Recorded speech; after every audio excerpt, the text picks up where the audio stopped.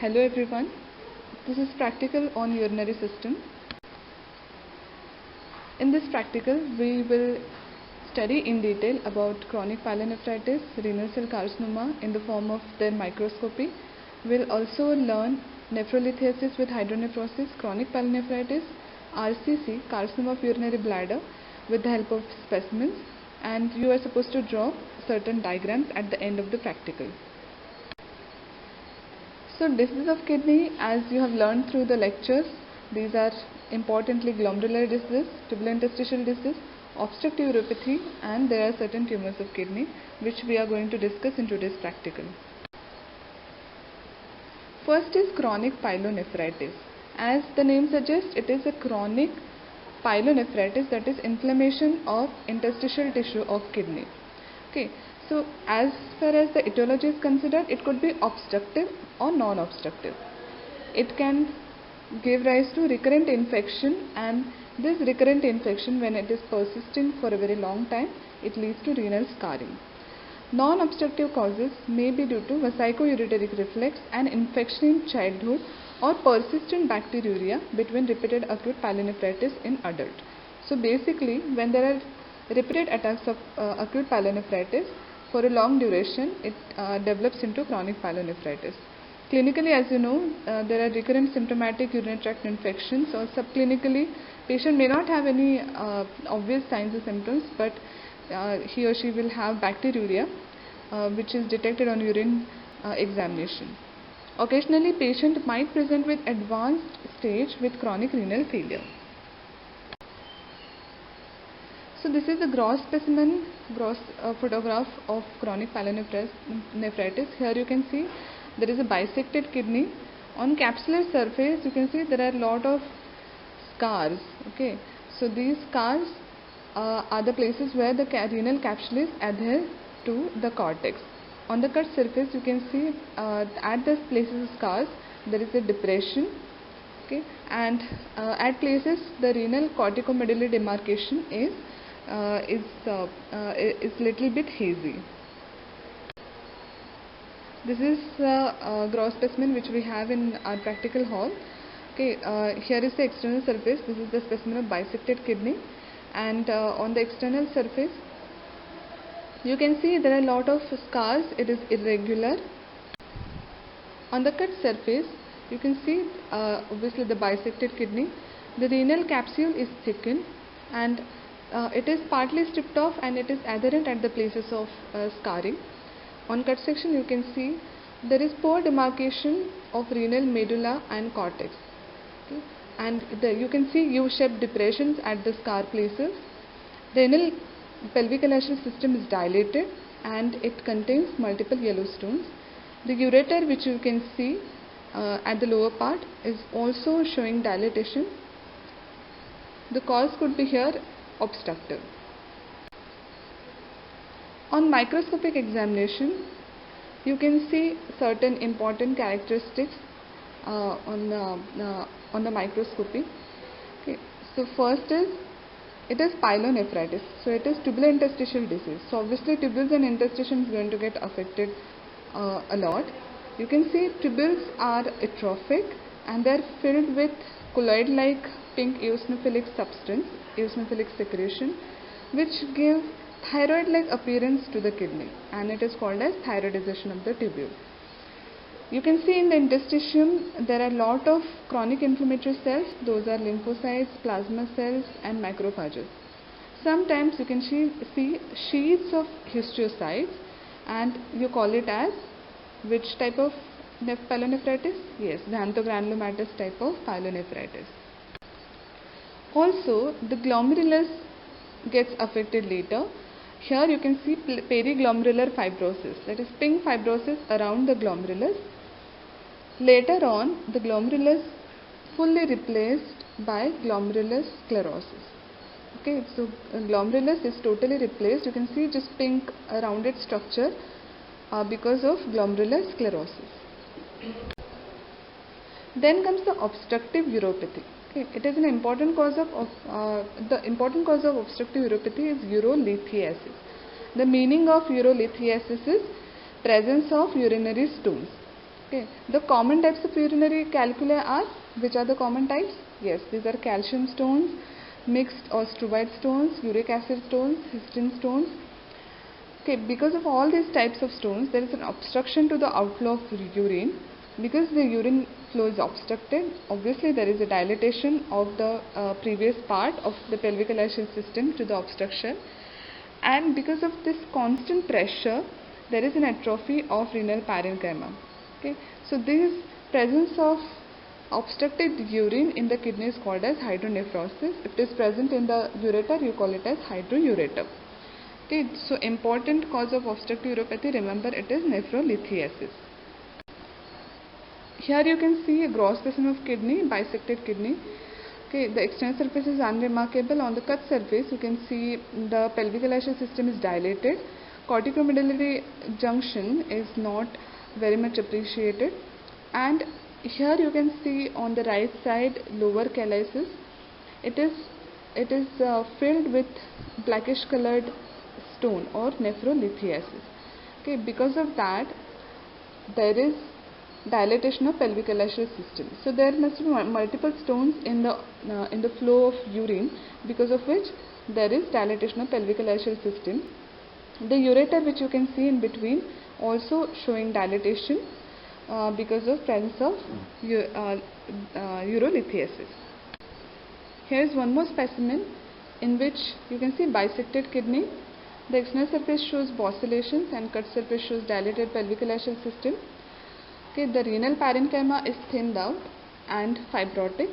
You can see few brown colored stones in the dilated pelvic ileal system. So this is the specimen of nephrolithiasis with hydronephrosis. Remember in exam you are supposed to explain both these terms, nephrolithiasis because you can see stones and hydronephrosis because you can see dilated pelvic ileal system. So here is what is seen on the microscopy. Like chronic pyelonephritis, you can see thyroidization of tubule, you can see interstitial inflammation, interstitial fibrosis, thickened blood vessels, periglomerular fibrosis and glomerular sclerosis. Then comes rapidly progressive glomerulonephritis. As we have seen in the lecture, rapidly progressive glomerulonephritis is an end-stage kidney disease which can happen because of lot of etiological factors. The characteristic of this type of glomerulonephritis is presence of crescents in the glomerulus. That is why another name given for this is crescentic glomerulonephritis. Okay. So here on the microscopy you can see the glomerulus is hypercellular. Okay, the parietal cells of glomerulus, they have there is an hyperplasia, they are increased in number and their growth is in the form of crescents. Okay, the glomerular tuft is kind of atrophic and there is an inflammatory cell infiltrate mainly of neutrophils. Here you can see how this crescent is identified in crescentic or rapidly progressive glomerulonephritis. Then comes tumors of kidney. The commonest malignant tumors of kidney in adult is renal cell carcinoma. Okay, remember this is very commonly asked. The another name for renal cell carcinoma of kidney is hypernephroma or Graves tumor. So on gross examination, here you can see very characteristic appearance of renal cell carcinoma. Here is the specimen of radical nephrectomy. The kidney is bisected into two halves, and the lower pole of kidney you can see a large tumor which is yellowish in appearance. Okay, you know that the characteristic yellow appearance to this tumor is because of presence of glycogen. Yes. You can also notice that there are areas of hemorrhage and necrosis, and there is you can see those dark brown colored congested areas. The adjacent kidney appears unremarkable. Here is the specimen from our practical hall where you can see bisected kidney into two halves. The upper pole of kidney, can you notice that there is a boscillation? Yes, there is a boscillation. On the cut surface, the upper pole of kidney shows a solitary, well circumscribed grey-white mass which measures around 4 centimeter. And you can see faint lobulations and focal areas of hemorrhage. Can you see those brownish areas? So those are areas of hemorrhage. So this is the gross specimen of renal cell carcinoma. Microscopically, as you know, that conventional renal cell carcinoma is of clear cell type. Okay, the conventional RCC is a clear cell RCC in which tumor cells are arranged in solid pattern, trabeculae or tubules, and they are characteristically separated by delicate vasculature. Okay, as the name suggests, clear cell, the tumor cells have clear, abundant acidophilic cytoplasm. Okay, this cytoplasm becomes clear because initially it was containing glycogen and lipids, which gets washed away during tissue processing. Okay, nuclear pleomorphism and hyperchromasia may be present, okay, depending on the grade of the tumor. If it is a high grade tumor, then there is high nuclear pleomorphism and hyperchromasia. Okay. Apart from clear cell renal cell carcinoma, other microscopic types which you can encounter are papillary, chromophobe and collecting ductile. So here in this microscopic picture you can see that there are nests and tubules of clear cells, okay, and these are separated by chicken wire or thin walled vessels. Okay.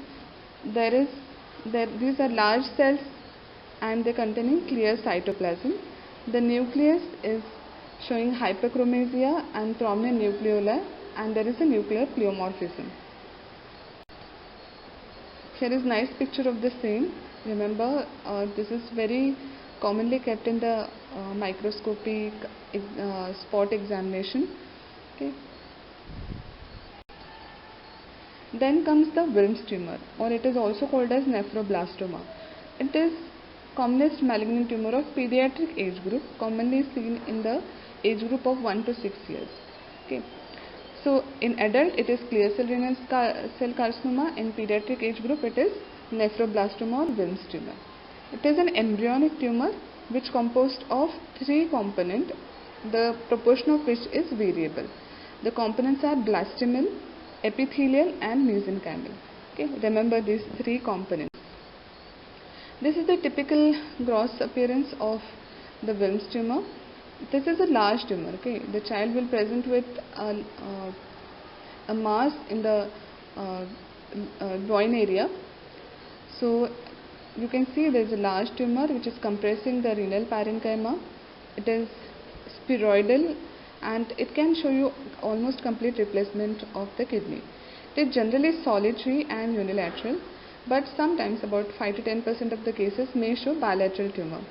On cut surface, the tumor is homogeneous, tan to grey in appearance, and grossly you can see myxomatous or cartilaginous elements, which are the mesenchymal components which you can confirm on microscopy. Invasion of renal vein is evident in about half of the cases. Microscopically, as I said, there is a variable mixture of 3 components: blastomal, primitive epithelial and mesenchymal element. Okay, the blastomal component you will see in the form of small blue cells. The epithelial component is in the form of abortive or formative tubules. Okay, that cells are attempting to form tubules or glomerular structures, but these are not very well developed because this is an embryonal tumor.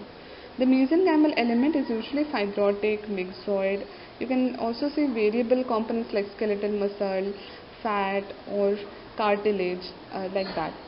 Okay, so these heterogeneous elements like cartilage, bone, fat, smooth muscle, squamous or mucinous epithelium can also be encountered. So this is the microscopic appearance of Wilms tumor, where you can see 3 important components of Wilms tumor. First is blastomal, which is composed of sheets of round blue cells, epithelial component in the form of abortive tubules or just forming poorly formed glomerular structures, and mesenchymal component in the form of spindle cell stroma. Then comes tumors of urinary bladder and collecting system. Okay. The commonest malignant tumor of urinary bladder is, yes, it is transitional cell carcinoma. And this transitional cell carcinoma, apart from urinary bladder, can also be encountered in renal pelvis or ureter. This transitional cell carcinoma, also called as urothelial carcinoma. So this is the gross appearance of the urinary bladder carcinoma. Generally it has a papillary appearance. Here you can see the urinary bladder is cut open and the luminal surface is showing on the dome of urinary bladder presence of papillary tumor, which is grey white, and it is based on the inner layer of the urinary bladder. Here is the specimen from our practical hall. This is the external surface which appears unremarkable. On cut surface you can see cystoprostatectomy. Here at the lower part, can you see there is some porous structure?